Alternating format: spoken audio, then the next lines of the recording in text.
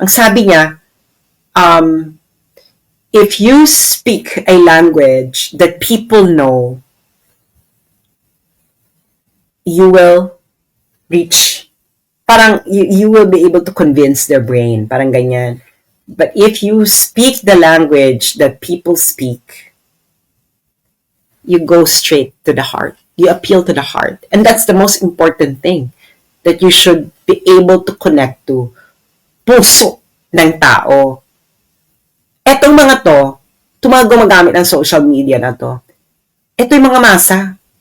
Ito yung may nabubuhay sa realidad. Hindi ito nabubuhay sa teorya. Ito yung mga taong naglalakad sa streets. Ito yung mga taong sumasakay ng jeep, sumasakay ng taxi. Ito yung mga taong nagtatrabaho. Ito yung mga taong nag-aalaga ng bata, nagsusundo ng bata.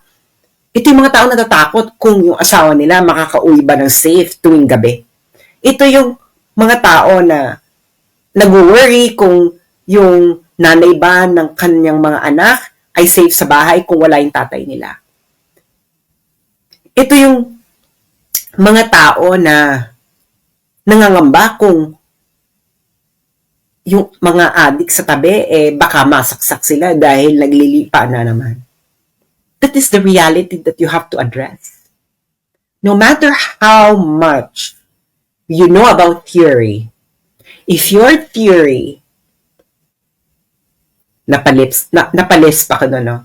If your theory doesn't address, the heart, if your theory doesn't address the day-to-day reality of people, if your theory doesn't bear any witness to what people experience in their everyday lives, wala yan, hindi yan makikinig sa inyo. Kaya kagahiga nyo kami kapilayan, may susulpot at susulpot. Napapalit sa amin. Kung hindi man kami, meron pa.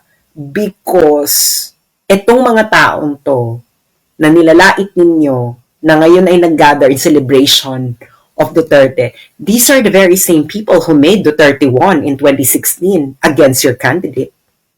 These are the very same people who made BBM win and Sara get the highest number of votes in history. So ituloy-tuloy nyo lang yung panlalait ninyo and tingnan natin kung saan kayong pupulutin.